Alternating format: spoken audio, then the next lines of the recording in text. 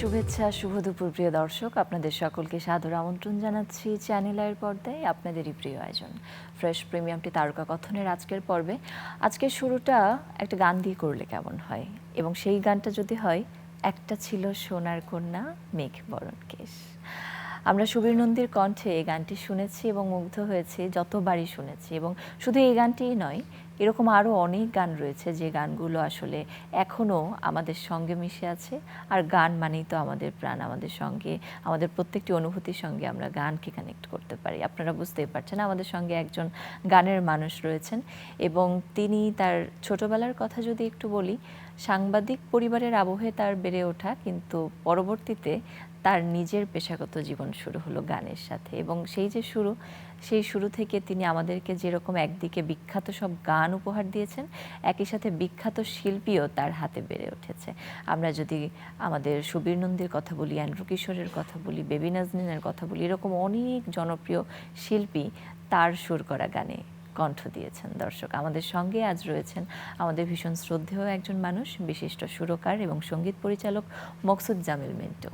স্বাগত আপনাকে, শুভ দুপুর। কেমন আছেন আপনি? আচ্ছা, ভালো। আপনি ভালো আছেন? আমিও ভীষণ ভালো আছি। এবং এত এত গানের সঙ্গে আপনার সম্পৃক্ততা, গান নিয়ে তো অনেক আড্ডা হবেই, এবং আপনার ব্যস্ততাও নিশ্চয়ই রয়েছে। শুরুতেই একটু এখন কোনো গান নিয়ে কাজ চলছে কিনা, বা এখনকার ব্যস্ততাটা একটু শুনি।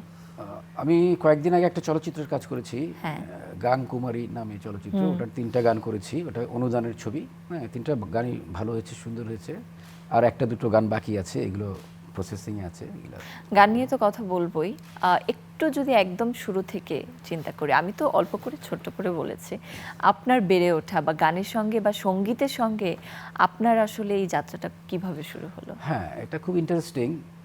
আমি যখন স্কুলে ভর্তি হই, ওয়েস্টার্ন হাই স্কুলে ক্লাস 5 থেকে পড়ি, তখন দুইজন বিখ্যাত সঙ্গীত জগতের, মানে পরবর্তীতে যারা খুব বিখ্যাত হয়েছিল, এরকম দুইজন আমার সহপাঠী ছিল। আচ্ছা। একজন ছিল শেখ ইশতিয়াক এবং আরেকজন ছিল হ্যাপি আখান। ওকে। এরা স্কুল জীবনে আমার ঘনিষ্ঠ বন্ধু ছিল, এবং স্কুল জীবনেই ওরা গিটার বাজাতো, গান গাইতো, যেটা আমাকে খুব অনুপ্রাণিত করেছিল। আমি তখন কিন্তু সঙ্গীতের সাথে জড়িত ছিলাম না। এরপরে আমি বাসায় গান গাইতে চেষ্টা করতাম। আমার নানা আবুল কালাম শামসুদ্দিন, উনি বিখ্যাত সাংবাদিক, সাহিত্যিক। উনি এই যে শহীদ মিনার আছে, এটার প্রথম ভিত্তিপ্রস্তর স্থাপন করেছিলেন, এই প্রথম শহীদ মিনারে। তো উনি আমাকে বলতেন যে, তোর তো ভয়েসটা ভালো না, তুই বেটার ট্রাই সামথিং এলস, তুই সুর কর, ইনস্ট্রুমেন্ট বাজা, সবার যে গায়ক হতে হবে এমন তো কোনো কথা নাই। দেন আমি শুরু করি, গিটার বাজানো শুরু করি, হারমোনিয়াম বাজানো শুরু করি, এবং 79 থেকে আমি প্রফেশনালি মিউজিকের সাথে জড়িত হই। আচ্ছা। এবং হারমোনিয়াম বাজাতে আমরা দেখেছি আপনাকে বিটিভির পর্দায়, এবং একই সাথে আপনার যে সঙ্গীত পরিচালনা, সেটিও কিন্তু আমরা একটু শুনবো আপনার কাছ থেকেই। যে শুরু হলো এবং তারপর একে একে একে একে অসংখ্য গান, অসংখ্য শিল্পীর সঙ্গে কাজ, এবং অনেক বিখ্যাত মানুষজনের সাথে আপনার কাজ। আমরা যদি সেই জায়গা থেকে শুরু করি, আপনার গান মানেই আমরা শুরুতে একটু হুমায়ুন আহমেদ স্যারকে দিয়ে যদি শুরু করি। এই যে ফেব্রুয়ারি মাস শুরু হলো, আমরা প্রতি বছর দেখি বইমেলা হয়, এবং সামনে আমাদের এই বছরও শুরু হবে আশা করছি। এবং তার প্রত্যেকটি নাটক, ফিল্ম, সব কিছুতেই আপনার আবহ সঙ্গীত থেকে সঙ্গীত পরিচালনা, আপনার সম্পৃক্ততা, একটু সেই কাজগুলো। হ্যাঁ, হুমায়ুন ভাইয়ের সাথে আমার প্রথম পরিচয় হয়েছিল কোথাও কেউ নেই নাটকের আবহ সঙ্গীত করার মাধ্যমে।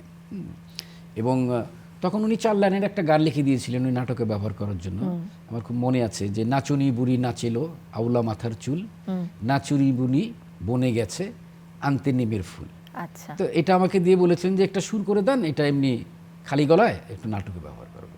এটা প্রথম ছোট্ট একটু কাজ। এবং পরবর্তীতে 96 সনে হুমায়ুন ভাই প্রথম আমাকে, তখন উনি কিন্তু গীতিকার না, এবং আমি কিন্তু প্রতিষ্ঠিত সুরকার তখন। আমার সুরকার হচ্ছে 10 বছরের উপরে হয়ে গেছে আমার, এবং আমার অসংখ্য বিখ্যাত গান তখন অ্যালবামের আছে। উনি তখন আমাকে একটা গান দিয়ে বললেন যে, ভাই আমি তো একটা গান লিখে ফেলছি, আপনাদের কী সব মিটার টিটার বলেন, এগুলা তো আমি বুঝি না, তো এই গানটা আপনাকে দিলাম, দেখেন সুর করা যায় কিনা। তো ওই গানটাই ছিল, একটা ছিল সোনার কন্যা, প্রথম গান, আমি এটা সুর করি। এটা পরবর্তীতে শ্রাবণ মেঘের দিন চলচ্চিত্রে ব্যবহার করা হয়েছিল। হ্যাঁ, এবং শুধুমাত্র এই গানটিই নয়, আমরা যদি ঘেটুপুত্র কমলার কথা বলি সেখানেও হ্যাঁ, এটা হুমায়ুন ভাইয়ের খুব এটা খুব ইন্টারেস্টিং। ঘেটুপুত্র কমলা ছবিতে আমি একটা গান করেছি, মৌলিক গান, হ্যাঁ আর বাকিগুলো সংগ্রহ গান ছিল। তো যেহেতু হুমায়ুন ভাই বলেছিলেন যে এটাই ওনার শেষ ছবি, উনি আমাকে গানটা লিখে দিয়েছিলেন 4 লাইন। তো আমি কিন্তু হুমায়ুন ভাইকে বাধ্য করেছিলাম পুরো, কারণ আমার মনে হয়েছিল যে হুমায়ুন ভাইয়ের শেষ ছবি, একটা মৌলিক গান করব, 4 লাইন গান করব, এটা কিরকম। তো উনিকে আমি কখনো কোনো ডেমনস্ট্রেশন উনি কিন্তু শোনেন নাই গানের, এই প্রথম আমি এই গানটার একটা ডেমো করে দিয়েছিলাম হুমায়ুন ভাইকে। তো হুমায়ুন ভাই শুনে আমাকে ফোন করে বলছিলেন যে ভাই আপনার গলা তো খুবই জঘন্য, তারপরে তো গানটা খুব ভালো লাগতেছে, আপনি 2 দিন ওয়েট করেন, আমি পুরো গানটা লিখে পাঠাই। আচ্ছা। তো গানটা ছিল বাজে বংশী রাজহংসী নাচে রাজবংশী। দুলিয়া দুলিয়া, উনি পুরো গানটা লিখে পাঠিয়েছিলেন। এবং আমরা যদি সে জায়গাটায় চিন্তা করি, উনি তো ভীষণ চুজি ছিলেন এবং ওনার হিউমার সেন্স থেকে শুরু করে সবকিছু ভীষণ রকম প্রখর। ওনার সাথে কাজ করারও নানান অভিজ্ঞতা তো আপনার নিশ্চয়ই রয়েছে, এবং ওনার সাথে কাজ করে এবং পরবর্তীতে আরও যারা পরিচালক রয়েছেন তাদের সঙ্গেও আপনি কাজ করেছেন। তো আসলে হুমায়ুন আহমেদকে আপনি আলাদা করবেন কি দিয়ে? না, হুমায়ুন আহমেদকে আমি আলাদা করবো এই জন্য যে হুমায়ুন ভাই কিন্তু কারো কাছ থেকে একটি ভালো রেজাল্ট পেলে তার উপর কিন্তু একটা আস্থা থাকতো না যে এই লোকটা আমাকে আমার কাজটা পারবে, এই বিশ্বাসটা থাকতো। যেমন হুমায়ুন ভাইয়ের আমি চলচ্চিত্রের গান করেছি, আমি অন্য অন্য ডিরেক্টরদের সাথেও তো কাজ করেছি। তো অন্য অন্য ডিরেক্টররা গান করার সময় বসেন, এইটা এরকম করলে হইতো না, এটা এরকম, এই কথাটা এরকম হলে ভালো হইতো, এই শ্যুটটা একটু এরকম দেখেন না, কিছু করা যায় কিনা, এরকম একটা ব্যাপার ছিল। কিন্তু হুমায়ুন ভাই কিন্তু কোনো দিন উনি গানের কি সুর হলো উনি কখনোই শোনেননি। উনি সরাসরি স্টুডিওতে আসতেন, ভয়েস নেওয়ার সময় গানটা শুনতেন, শুনে আমাকে পিঠে হাত দিয়ে বলতেন যে ডানে গুড জব বলে চলে যেতেন, এবং কখনোই উনি কোনো গানের সুর শুনেন নাই। তো এই যে আস্থার জায়গা, আস্থা, একটি চলচ্চিত্রের গান, কিন্তু চলচ্চিত্রের গান তো এবং সেই সময় তার কাজ মানেই তো ব্যাপক একটা সাড়া ব্যাপক ফেলে দিত। ব্যাপার। আমরা তো কাজ নিয়ে অনেক কথা বললাম, গান নিয়েও কথা বললাম, এবং শুরুটাও যেহেতু করেছি একটা ছিল সোনার কন্যা দিয়ে, দর্শকদেরকে সাথে নিয়ে সেই গানটি একটু দেখে আসি। আসলে কিছু গান থাকে যে গানগুলি শুধুমাত্র দর্শকদের হৃদয় জয় করে না, সময়কেও জয় করে। আমরা এখনো মানে এইরকম একটি গান, এই ধরনের গানগুলি কিন্তু এখনো এই গানটা কিন্তু আমরা আমি শুনতে শুরু ভীষণ- করেছি 25 বছরের উপরে হয়ে গেছে। আপনার গান করার যে ধারা, আপনি একসময় অনেক অনেক গান করেছেন, কিন্তু বর্তমানে দেখছি গানের মানে হারটা অনেকটা কমে গিয়েছে। এটার কারণটা কি? এখন হয়েছে শ্রোতা পরিবর্তন হয়ে গেছে, এটা ব্যাপক। আগে অভিভাবকরা রুচি নিয়ন্ত্রণ করত, এখন কিন্তু সেই ব্যাপারটা নেই, কারণ সহজলভ্য, যে কেউ যে কোনোভাবে গান শুনতে পারে। তো রুচিটা আসলে অন্যরকমভাবে তৈরি হচ্ছে। তো এই জন্য আমি গানের কাজ খুব কম করি। প্লাস আমি ব্যক্তিগত একটা ব্যাপার হচ্ছে যে আমি আবহ সঙ্গীত করে অনেক কমফোর্ট ফিল করি। এটা আমার খুব পছন্দের জায়গা। এখানে আমি নিজের মতো করে কাজ করতে পারি, এখানে আরেকজনের সহযোগিতা নেওয়ার কোনো বিষয় কিন্তু নেই। যেমন গান করলাম, আমি খুব সুন্দর একটা গান করলাম, দেখা গেল যে শিল্পী খুব একটা ভালো গাইতে পারলো না, তখন তো গানটা অতটা ভালো হলো না। তো এই ব্যাপারটা ব্যাকগ্রাউন্ড মিউজিকে নেই, আমি আমার পছন্দ মতো মিউজিক করতে পারি, এটা আমার একটা পছন্দের জায়গা, এই কারণেও গান খুব কম করছি। আচ্ছা, এবং আরও একটি ইন্টারেস্টিং বিষয় এবারে আমি আনতে চাই, সেটা হলো জাতীয় চলচ্চিত্র পুরস্কার। আপনি 1999 সালে জাতীয় পুরস্কার পেয়েছিলেন, কিন্তু 2021 সালে এবং এবার 2023 সালের যে জাতীয় পুরস্কার, সেখানে আপনি জুরি বোর্ডের একজন মেম্বার হিসেবে কাজ করেছেন। এই যে দুই জায়গাতে হ্যাঁ, এটা একটা বিরাট প্রাপ্তির বিষয়, আমি মনে করি। কিন্তু সে সাথে একটা দুঃখবোধও কিন্তু আমার মধ্যে আছে। এই 2 বছরই অনেকগুলো চলচ্চিত্র দেখেছি, 40টা 42টা করে, 2-3টার বেশি ভালো মানে মনে লাগার মতো গান কিন্তু পাওয়া যায়নি। হ্যাঁ, তো তখন আমি চিন্তা করলাম যে একটা সময় ছিল যখন আহমেদ ইমতিয়াজ বুলবুল, আলাউদ্দিন আলী, আলম খান, এই মাপের মিউজিক ডাইরেক্টররা অনেক ভালো ভালো গান করেও কিন্তু জাতীয় পুরস্কার পান নাই, কারণ ওই বছর আরও অনেক ভালো গান ছিল। একটা সময় কিন্তু গানেই চলচ্চিত্র চলতো।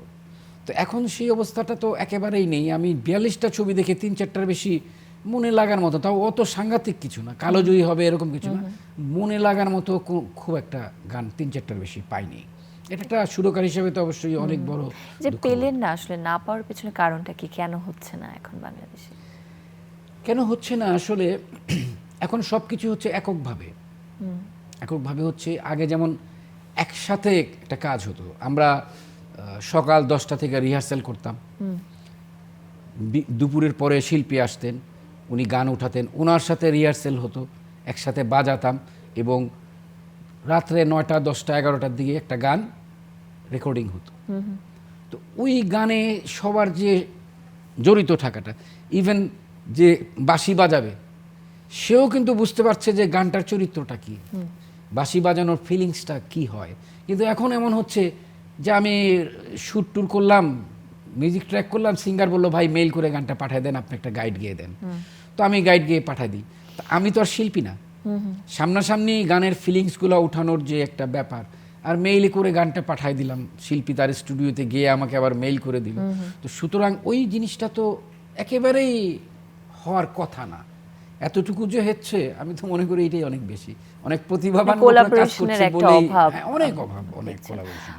আমরা আশা করছি তবু কোলাবোরেশনটা বাড়বে এবং আপনাকে ধন্যবাদ জানাচ্ছি এবং প্রিয় দর্শক, তারকা কথনের আজকের পর্ব থেকে এখানে বিদায় নিচ্ছি।